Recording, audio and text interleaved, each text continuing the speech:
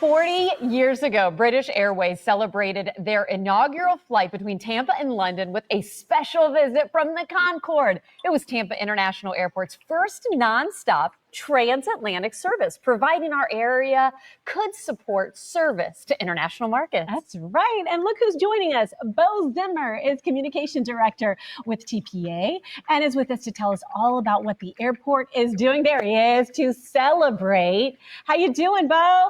Hey there, how are y'all doing today? I found something in the archives for you. This is a newspaper article, and I don't know if you can see it, but it shows people lined up on our parking garage on the day that the Concorde first arrived. We had about 25 to 30,000 people who came out to Tampa International Airport that day to see that very unique supersonic aircraft when it made its very first visit to Tampa as part of the inaugural celebration.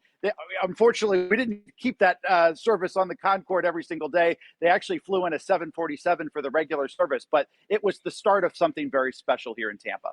Okay, that was the start of something special. And then what is happening, or what has happened 40 years later to celebrate it, to commemorate that event?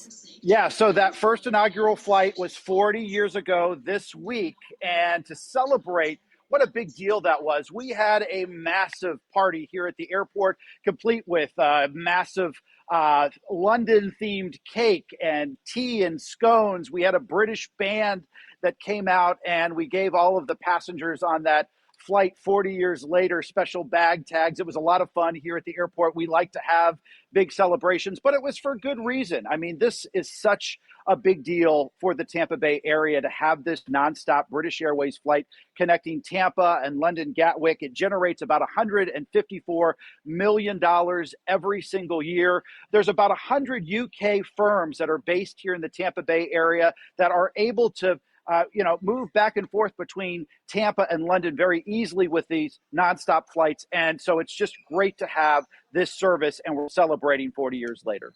Well, and, Bo, I want to bring up just the economic impact that we see in something like this. People are probably thinking, I wasn't here. The Concorde obviously not around anymore. But still, the economic impact that you touched on. I mean, shoot, you were setting record-breaking days on March 15th with spring break travel, you were telling us. I mean, this momentum, this excitement, this love of travel, and this love of this airport continues to grow.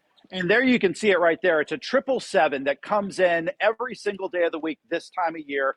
It seats about 300 or so passengers. And if you can think about how all of those, if you take a vacation, a week-long or a 2-week-long vacation, think about how much money you spend when you go on one of those vacations. Now, multiply that by the 300 people that are on board this aircraft every single time it lands in Tampa. And those are tourists that are coming in to spend money at our hotels, at our restaurants, at our shops. So this is a big deal. And not only that, but this London flight on British Airways that started 40 years ago really helped pave the path for other international service. It proved that Tampa could support an international connection like this. And now we have flights all over the world.